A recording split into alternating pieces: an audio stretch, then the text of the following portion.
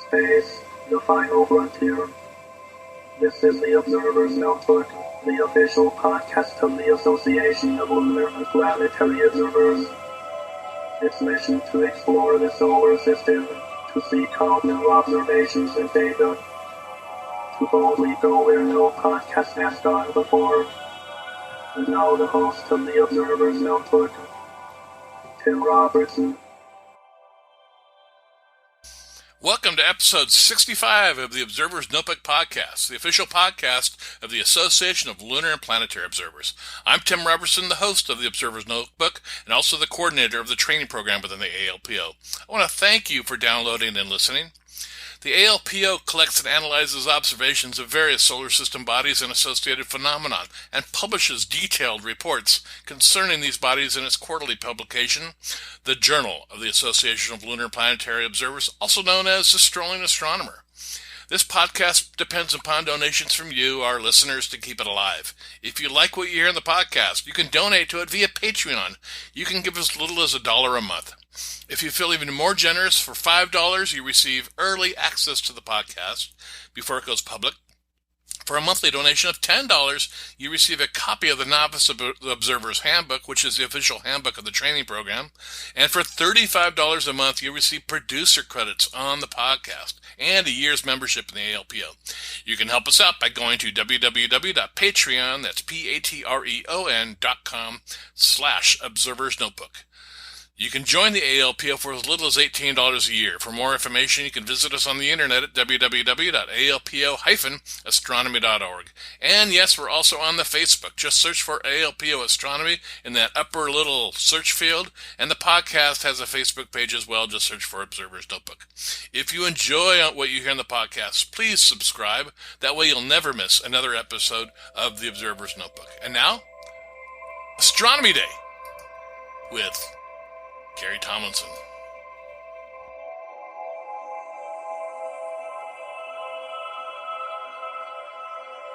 All right, I'd like to welcome everybody back to the Observer's Notebook podcast. Today we're talking Astronomy Day. And with us we have Gary Tomlinson from the Astronomical League. Welcome to the podcast, Gary. Well, thank you. I'm glad to be here. Yeah, now, Gary, before we get into it, why don't you just give everybody a little bit of background about yourself, where you're from, that type of thing. Where I'm from, let's see. I'm originally a Hoosier. I currently live near Grand Rapids, Michigan. Currently, I'm located in Alamo, Texas, because I like it where it's warmer. I hear you on that, yeah. Now, you retired? I am. Okay. I've been retired for a few years from the Public Museum of Grand Rapids, Chaffee Planetarium, located, as I said, in Grand Rapids, Michigan. Okay. What did you do at Chaffee? I was an educator, working with a lot of school groups that came in and adult groups and general public.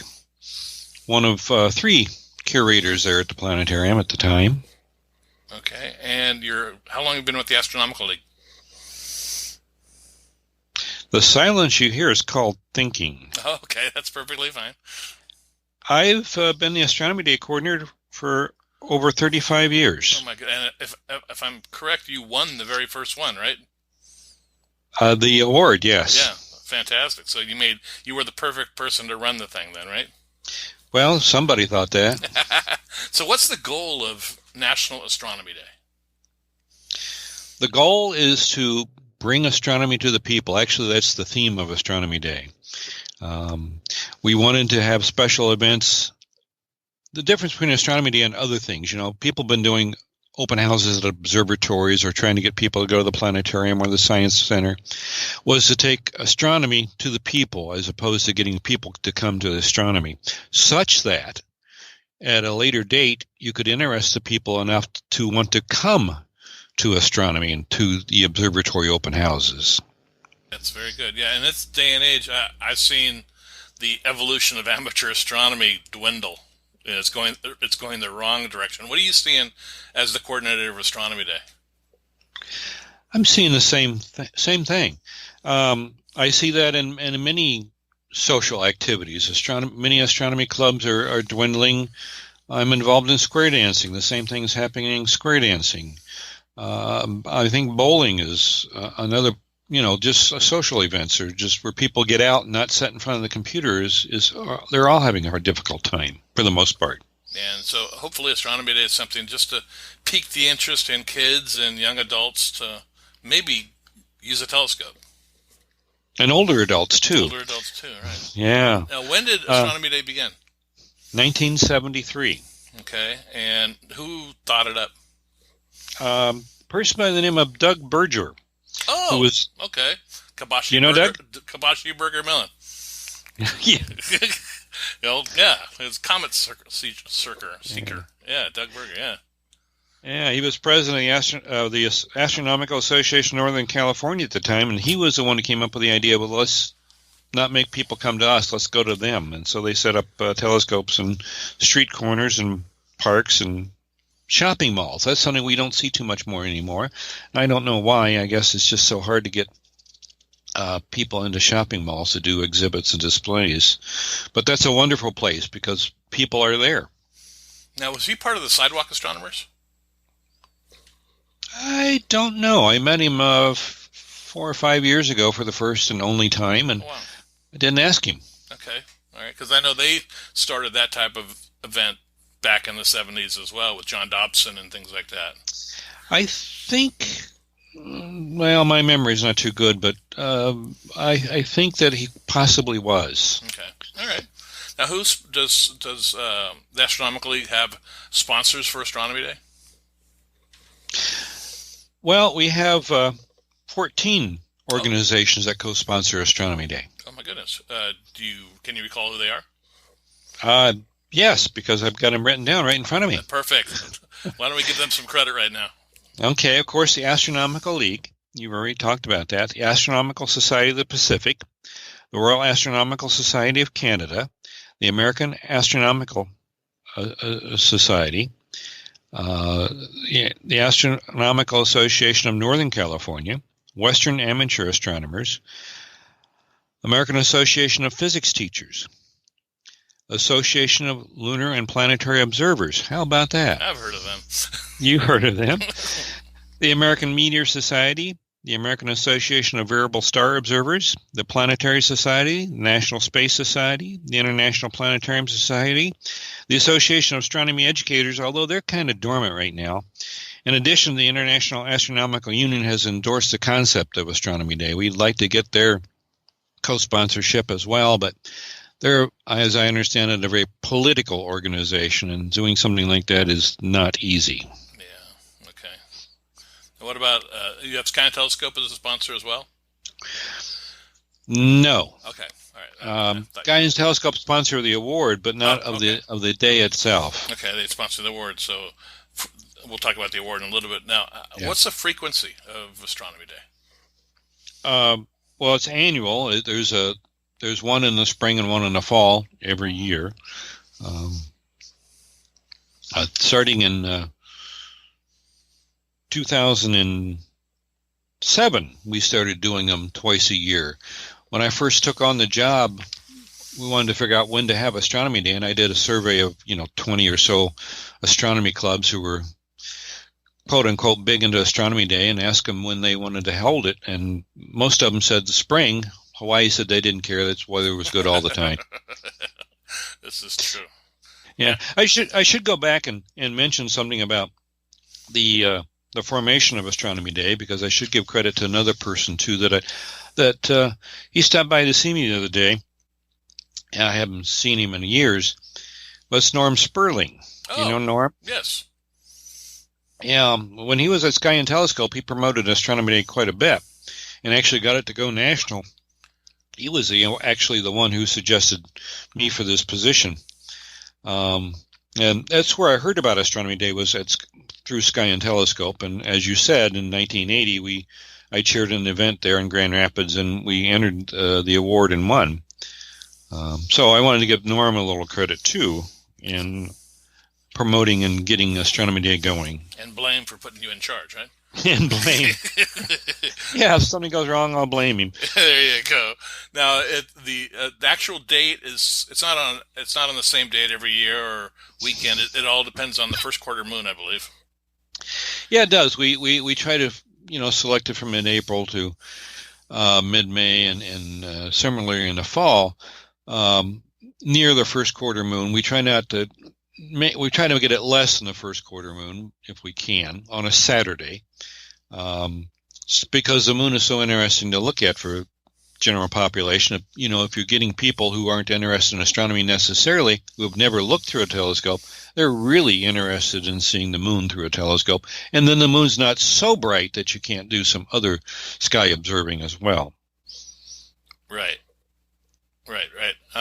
What type of activities or organizations do you see that get involved with Astronomy Day?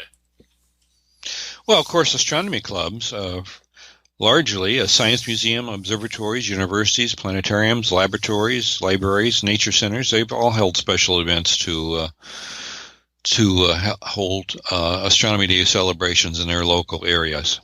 Now, what type of activities do you see them do? I mean, you talk about malls, indoor, outdoor malls. What other type of activities do you see that are popular? Well, of course, daytime observing of the sun, hydrogen alpha observations, portable planetariums, planetarium shows, the mirror grinding, comet making, rocket launches. They do raffles, moon rocks, meteorites. Raffle moon rocks? They don't know. I want to be there. Yeah. So would the FBI. Yeah, this is very true, yeah. So those are the type of events they do and the displays. Are there booklets or handouts that you have available to clubs or interested groups that would want to participate? The Astronomical League does not have any handouts or booklets to give out for the public. They have to do their legwork, and there's a resource guide for them to contact, like Sky Telescope, to get some what they will send, or Astronomy Magazine, but we do have assistance for people who want to put on Astronomy Day events. Oh, you do? Yes. Okay, give me an example of what that would be. Well, I can give you one example. It's only one thing we have. Oh, okay. We have a 77-page booklet called the Astronomy Day Handbook. It's free for downloading from the League website. Oh. Actually, it's hosted on the Sky and Telescope website, but the League website got a link that goes right to it. Okay. It's a 7th edition. It was just revised last year. Okay.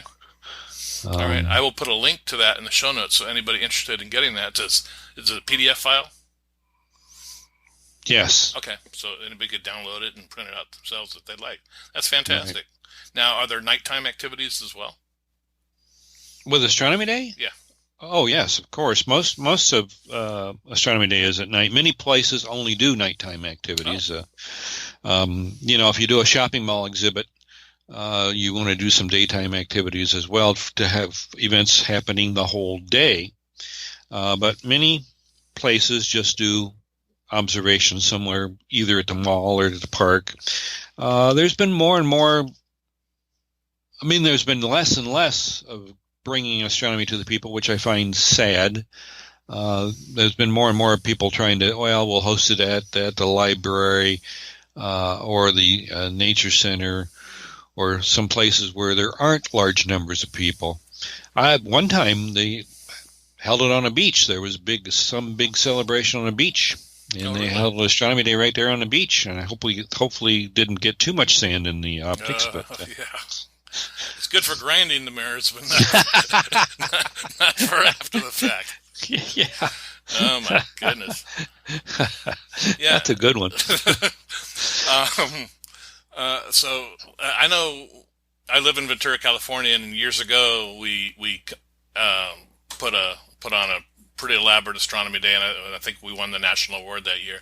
But we also worked with the local college here because they have an observatory, so we had our daytime event at a shopping mall, which was people are going to the mall, and so we already had a captive audience basically there. And then we had a nighttime event at the local college. We promoted it during the day, and then we had 500 people show up at night at the observatory. It was amazing. Yeah. That was probably 1996. That was it. Yeah, that was a long time ago. Yeah, that was fun. I enjoyed doing that. We gotta get more people to enjoy doing that. I know, and I'm re-involved with that organization again, so I'm going to see what they're doing this year for Astronomy Day. Yeah. Now, if an organization or an astronomy club wants to do Astronomy Day, what advice would you give them? Get the handbook. Get the handbook. Okay. And we tried to put in everything in there we could think of and some resources for people. And so, yeah, get the handbook. Okay. Well, let's touch on some of the areas. I think in the handbook it talks about a committee. Forming a committee. How would we do that? And what positions do you think a astronomy club should have? Because they're pretty limited in resources. 10% of the people do 100% of the work. So, how do you think it should be structured in that committee? I think if you ask people, they will serve, especially if it's a temporary committee as opposed to ongoing. Good point. But trying to spread the work out so that 10% doesn't get burned out would be a very good thing to do. Those committee structures is mentioned in the handbook, which I don't actually have a copy in front of me here because we're in an RV right now. Oh, okay. And I don't carry too much with me. But, a local coordinator for, the chair of the event, you'd have observing officer, safety officer, especially if you're doing daytime solar observing, to make sure there's no any way for anybody to get eye damage. Mm-hmm. You can have kid activity coordinator. You could have exhibit coordinators and construction idea people. I mean, there's many ways to break up the event depending on how big an event that you plan. And when we did it back, the first one back in 1980 at the shopping mall, we actually had two malls, one right next door to each other. We had two displays, so we tried to duplicate everything. That's nice. Now, setting up something like this and the materials, there probably would be some fundraising involved for the organization too, to be able to afford the signs and printed copies of things as well. It's out. Some people work with almost no budget. Some people have an Astronomy Day budget. We talked the mall into providing signage and printing up posters for us to distribute ahead of time. That's always a possibility, not likely, but a possibility. Sometimes you can get a sponsor. If you get to manufacture a poster, if you put their logo on there, that could be another way to get fundraising. And if you do fundraise, you can sell raffle tickets. Actually, one club actually gave away raffle tickets, not raffle tickets, admission tickets to Astronomy Day. They didn't charge anyway, but they just gave out the tickets ahead of time and made people think they did.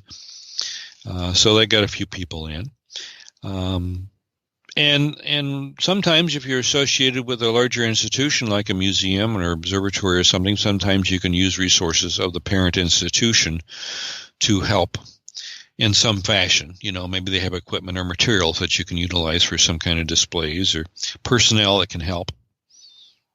Yeah, that's good advice. Now, holding an event like outdoors at a mall, I know we had to get insurance, or I believe the Astronomical League has an insurance that they offer or something like that. Yeah, that came out of Astronomy Day. Originally, we had to have $1 million insurance liability policy to be able to exhibit at an indoor shopping mall. Many places are requiring that. And so the Astronomical League worked with an insurance agent to find liability insurance at a fairly reasonable price that clubs or organizations could purchase so that they could have coverage during Astronomy Day. And other times, you still need it if you have an observatory and you have an open house. If someone falls and get injured during your open house, you're liable then as well. Yeah, even an average star party, it's good to have insurance policies if it's a club-sponsored event. In this day and age, yes. Yes, definitely. So the Astronomy Day Award, when did that begin? 1980. 1980. And how are entries made to to you? They send them to you, or? Yes, they do. Actually, in 1980, the award was sponsored by Edmund Scientific. Oh my! Yeah, and they did it for 2 years. Okay. 80 and 81. As I said, Grand Rapids won the 1980. We didn't do Astronomy Day in 81. We did it again in 82. By that time, there was no award because Edmund had decided not to do it. So Edmund actually judged the award. That was another Norm Sperling thing, I think. Got Edmund to sponsor an award.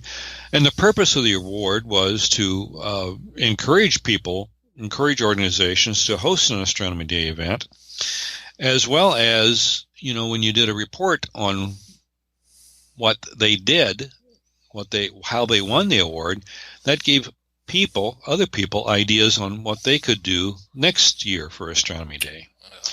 So it was to spread the information around. When I assumed office, I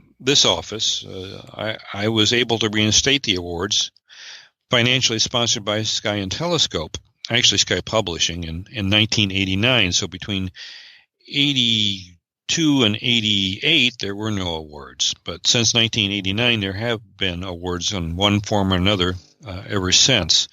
Now they're sponsored by Sky and Telescope, the American Astronomical Society, and the Astronomical League.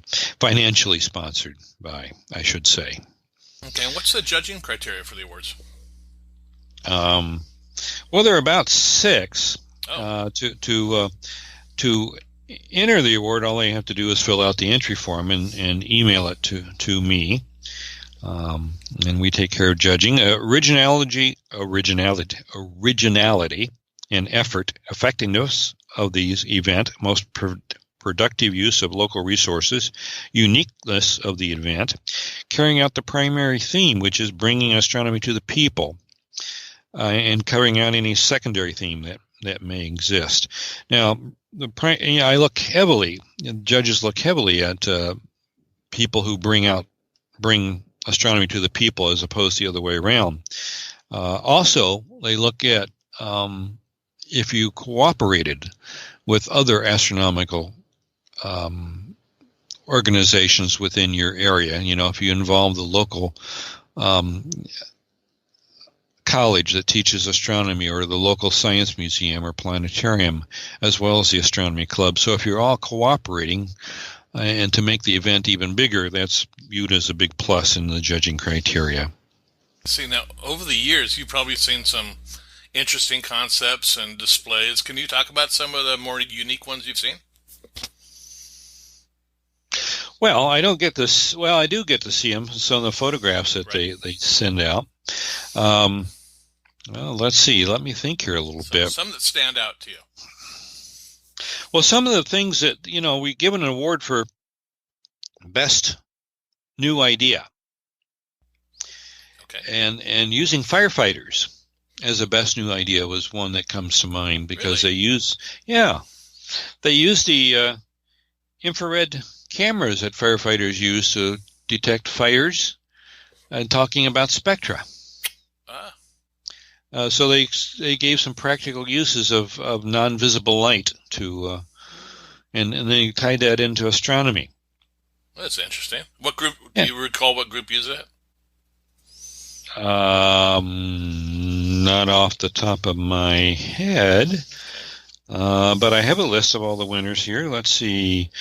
Letting people pose for pictures besides a large telescope, working with a live jazz band and a buffet to accompany observing. These are just some of the A live jazz band, huh? best new ideas. Yeah. Putting one of the most recent ones was putting an adapter on the telescope such that people could attach their cell phones and take their own astrophotograph. Oh, that's a neat idea. Yeah, that was. We're still looking. Have a permanent record of the Astronomy Day. Yeah, and that people really enjoy that. Let's see. Who did the firefighters? Okay, it was Long Island Museum of Science and Technology. Nassau County Firefighters Education Center, Cradle of Aviation Museum. Yeah. Very good. Well, kudos to them. I mean, get the firefighters involved. I love that. Yeah, so there are some creative ways still after 30 years of doing this. Yes, people come up with new ideas all the time, but the old standards still work as well. Yeah. Put up a telescope, let people look through it, see the moon, the planets, maybe a deep sky object. But then you can promote the open houses at your observatory and get the people you got hooked just now to go at a later date and come to you. There you go. But this is just you go to them first, try to spark that little interest in them in astronomy or your local club or something. That's great. Yeah. Now, do entries for the award have to be members of the Astronomical League? No, they do not. They don't even have to be in the United States. Astronomy Day is international. We've had winners from foreign countries. Oh. You don't have to be a member of the Astronomical League. It does not sway the judging one bit. Fantastic. And what you said there's 6 different categories of the award? No, I said there were 6 different criteria that they're judged on. Gotcha. There are 3 primary awards. Okay, and they are? Winning for different population size. Sometimes we were early on, we had the big boys winning all the time, Boston. Noreen Grice, when she was at Boston Hayden, always did something. And when she moved to I forget where she moved to in one of the New England states. She just retired from there. She's always done a fantastic job with Astronomy Day. But we have different population sizes, different size clubs trying to do astronomy events, and we decided that it was kind of unfair for all the Chicagos to always win, or the LAs, or places like that. So we have 3 awards for different population size: small, medium, and large. In addition, we have 2 secondary awards currently. Best New Idea. Okay. You can win the primary award and the Best New Idea. And the organization that does quality events year after year, as determined by previous entries into to the event. We wanted to reward them somewhat. Now, the primary award is $150 in each of the 3 categories. We scrape enough money together to do that, and the other secondary awards are $50 each. So we give away up to $550 a year. Well, that's fantastic. That I'm sure helps out a little bit for the astronomy club to reimburse some of their costs. A little bit. It might be nice to have like a $10,000 award, but I guess we're doing the best we can on limited resources. Maybe someday. Get Elon Musk to sponsor. Hadn't thought about that. The 50th Astronomy Day is coming up in 2022. Oh, my goodness. So there you go after somebody big. Yeah, hadn't thought about that. Appreciate the idea. Hey, no problem. So you said it consists of $150 and then $50 for the other awards. That's correct. Great. Honorable mention gets honorable mention and nothing else. But okay. Well, that's still to be recognized. That's pretty good. Now, do you have any other topics on Astronomy Day you'd like to discuss? I should mention that this year we have a secondary theme. We don't always have a secondary theme. The primary theme is bringing astronomy to the people, but this is the 100th anniversary of the International Astronomical Union, so we're helping them celebrate that event. Let's see if there's anything else that I wanted to mention. The fall and spring Astronomy Day, as far as the award's concerned, sometimes that's confusing because the award deadline is June 13th. You have to have your entries in to June 13th. And no one has ever asked me why June 13th. Gary, why June 13th? It's my birthday. So you want to work on your birthday? Yeah, I always give people an extra day, but don't tell anybody that. Oh, all right. That's a deal. Well, that's good. So what are the dates? We're recording this late 2018, so we have 2019 coming up. What are the dates for the coming year? I didn't print out that sheet. I don't think. Wait a second. Astronomy Day fact sheet. Okay. All this stuff is on there. And that's also on the League's website, and it does have the dates for the upcoming years through 2025. Okay. So spring of 2019 is May 11th, which unfortunately is Mother's Day weekend. You can bring them on, take Mom out for breakfast, and then go look through telescopes. Yeah, we have special events for mothers. That's a good Mothers of all astronomy days. That would be great. And in the fall, it's October 5th. Okay. We started in 2007, I think, doing 2 dates a year because still some clubs were having trouble having time in the spring to do something, and they would prefer a fall date. So we give them 2 choices to choose from. They can do one or both. As far as the entry, as I started to say, June 13th is the deadline. That's after the spring astronomy day. So if you do a fall astronomy day, people are sometimes confused on, well, how can I enter the award? It's over with. No, you enter for the next astronomy day award cycle. It doesn't have to be the spring astronomy day of that year. It can be the fall of the previous year as well. So there's one submission date for both astronomy days. Yes, and to be truthful with you, if you have to do astronomy day on a different date, it doesn't make any difference. Okay, and those are Saturdays near a first quarter moon. That's correct. Okay, that seems a logical time to do it, though, as well, weather permitting. and we get a lot of places sometimes, they're rained out or clouded out, and they don't have much to offer. That's why it's nice to have something to go along with observing, so that you can hand out kids' activities or solar observing in the daytime should it happen to be clear in the day and not at night, and telescopes under lights that people can look at as opposed to through, or look through at something inside of a mall and talk about what the purpose of the telescope is, and because you always get the question, how much magnification does that have? How much power, yeah. Yeah, and so you can do a lot of education as well. Great. Well, if anybody wants to get a hold of you to talk about Astronomy Day, what's the best way to do that? Probably email. My email's on the League's website under the Astronomy Day homepage. Okay, I will put a link to that in the show notes so people can just click on that and get a hold of you. Now, the League website is, do you know the address for that offhand? www.astroleague.org. There you go. Well, Gary, I really want to thank you for coming on the podcast today, and hopefully we sparked a little interest in National Astronomy Day. I appreciate it, Tim. All right. Thank you very much. Okay.